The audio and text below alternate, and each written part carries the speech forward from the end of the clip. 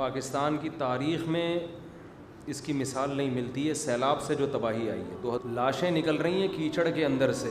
کچھ لوگ ایسے ہیں جو بیچ میں خشکی میں پھنس گئے, ان کے پاس کھانے کا انتظام نہیں, وہ بھوک سے تڑپ کے مر رہے ہیں. اب آپ دیکھیں نا ان حالات میں میڈیا کو دیکھیں تو ان کے سیاسی جھگڑے پھڈے ہی چل رہے ہیں, وہ ایسا ہے, وہ ویسا ہے, وہ یوں ہے. کوئی بھی قوم کا نہیں سوچ رہا. تھوڑی دیر کے لیے تصور کر لیں آپ کسی ایسی جگہ پھنسے ہوئے ہوں جہاں چاروں طرف پانی ہو, نہ آپ اس سے نکل کے جا سکتے ہیں, نہ آپ کے پاس کوئی خوراک کا انتظام ہے, تو آپ پہ گزرے گی کیا قیامت گزرے گی, اور کیسے ترس رہے ہوں گے, تڑپ رہے ہوں گے کہ کوئی خوراک کا انتظام ہو جائے اور اس پر اوپر سے دوبارہ بادل برسنا شروع ہو جائیں. مفتی طارق مسعود کے بیانات کے لیے مفتی صاحب کے آفیشیل چینل مفتی طارق مسعود سپیچز کو سبسکرائب کریں. بھئی یہ سیلاب زدگان کے حوالے سے چند باتیں آپ سن لیں. آپ کو پتہ ہے کہ بلوچستان اور سندھ میں جو تباہی آئی ہے پاکستان کی تاریخ میں اس کی مثال نہیں ملتی ہے سیلاب سے جو تباہی آئی ہے. 2011 میں بھی 10 یا 11 میں بھی آیا تھا سیلاب, مگر اتنی خطرناک نوعیت کا نہیں تھا. لاشیں نکل رہی ہیں کیچڑ کے اندر سے, اللہ بچائے. بچے, کچھ لوگ ایسے ہیں جو بیچ میں خشکی میں پھنس گئے, ان کے پاس کھانے کا انتظام نہیں, وہ بھوک سے تڑپ کے مر رہے ہیں, وہاں تک کوئی پہنچ بھی نہیں رہا. اب اس میں ایک طریقہ تو یہ ہے کہ ہم حکومتوں کو برا بھلا کہتے رہیں. اب آپ دیکھیں نا ان حالات میں میڈیا کو دیکھیں تو ان کے سیاسی جھگڑے پھڈے ہی چل رہے ہیں, وہ ایسا ہے, وہ ویسا ہے, وہ یوں ہے. کوئی بھی قوم کا نہیں سوچ رہا. تھوڑی دیر کے لیے تصور کر لیں آپ کسی ایسی جگہ پھنسے ہوئے ہوں جہاں چاروں طرف پانی ہو, نہ آپ اس سے نکل کے جا سکتے ہیں, نہ آپ کے پاس کوئی خوراک کا انتظام ہے, تو آپ پہ گزرے گی کیا قیامت گزرے گی, اور کیسے ترس رہے ہوں گے, تڑپ رہے ہوں گے کہ کوئی خوراک کا انتظام ہو جائے اور اس پر اوپر سے دوبارہ بادل برسنا شروع ہو جائیں. تو اس موقع پہ ہماری بہت بڑی ذمہ داری ہے کہ ہم اس قسمہ پرسی میں جو لوگ پڑے ہوئے ہیں ہم ان کو بے یار و مددگار نہ چھوڑیں. اچھا, اس میں ایک گڑبڑ یہ بھی ہے کہ جب بھی ملک میں اس طرح کے حالات آتے ہیں بہت سے فراڈی لوگ ان حالات کو کیش کرا کے اپنی جیبیں بھرنا شروع کر دیتے ہیں, کیونکہ لوگوں کے دل میں ایک جذبہ ہوتا ہے نا تعاون کا. کسی نے بھی کہہ دیا میرے ماموں کا وہاں گھر ٹوٹ گیا, لے بھائی اتنے پیسے لے لے. کسی نے بھی کہہ دیا میرے خالہ کے ساتھ وہاں بیوہ خالہ تھیں, ان کا بیچاری کا گھر ٹوٹ گیا, لے بھائی اتنے پیسے. یہ کام آپ نے نہیں کرنا, کیونکہ بہت سے فراڈی لوگ کیش کرا رہے ہوتے ہیں اس قسم کے حادثات کو. آپ کہہ سکتے ہیں فراڈی ہوگا تو وہ جانے, اللہ جانے, ہم نے تو پیسے دے دیے نا.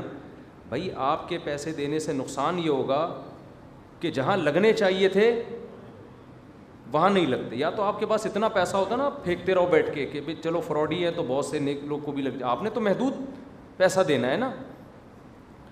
تو ایسے موقع پہ سب سے بہتر طریقہ تو یہ ہے کہ جو ہمارے تاجر لوگ ہیں وہ خود اپنی گاڑیوں میں جائیں. میں 2010 میں یا 11 تھا, ہم لوگ کشتیوں میں گئے تھے اندر, کشتیوں میں, کیونکہ گاڑیوں کے راستے بند ہو گئے تھے. وہ کشتیاں ان جگہوں پہ چلی ہیں جہاں اصل میں خشکی تھی, لیکن اتنا پانی کھڑا ہو گیا تھا کہ ہم لانچوں کے ذریعے اندر گئے اور اندر گھر گھر جا کے ہم نے خوراک تقسیم کی تھی.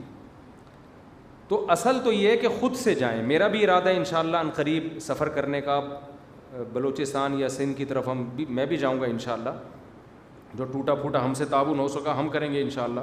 اور میرا ارادہ ہے پاک ایڈ ویلفیئر ٹرسٹ کی طرف سے جانے کا, کیونکہ جو ٹرسٹ ہوتے ہیں جو ریلائبل ٹرسٹ ہوتے ہیں ان کو اندر کے حالات پتہ ہوتے ہیں. اب ہم جائیں تو ہم تو اجنبی ہیں نا, تو ہمیں کیا پتہ کہ کہاں کیا ہو رہا ہے.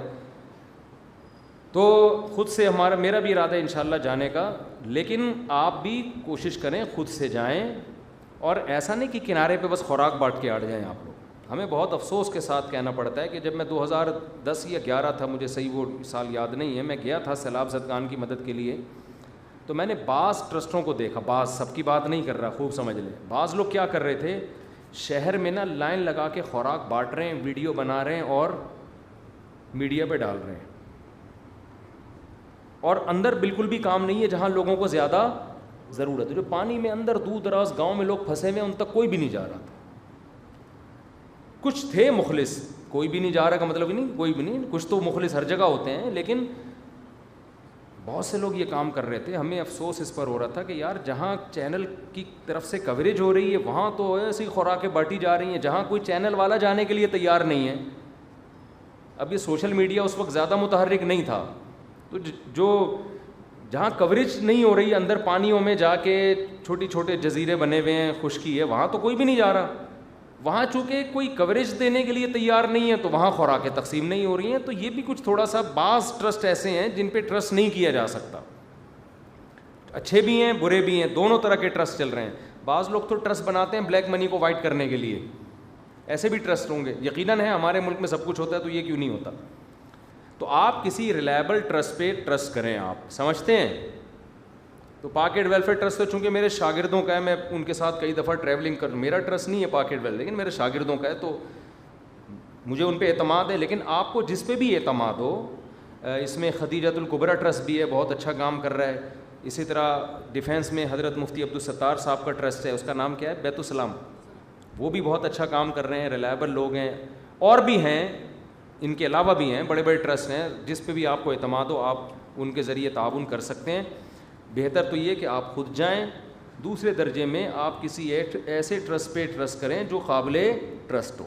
سمجھتے ہیں کہ نہیں سمجھتے؟ اور ان کے ساتھ تعاون کریں. وہاں خوراکیں اور ان کی جو مدد ہے وہ ہماری ذمہ داری بنتی ہے, ان تک پہنچائیں آپ.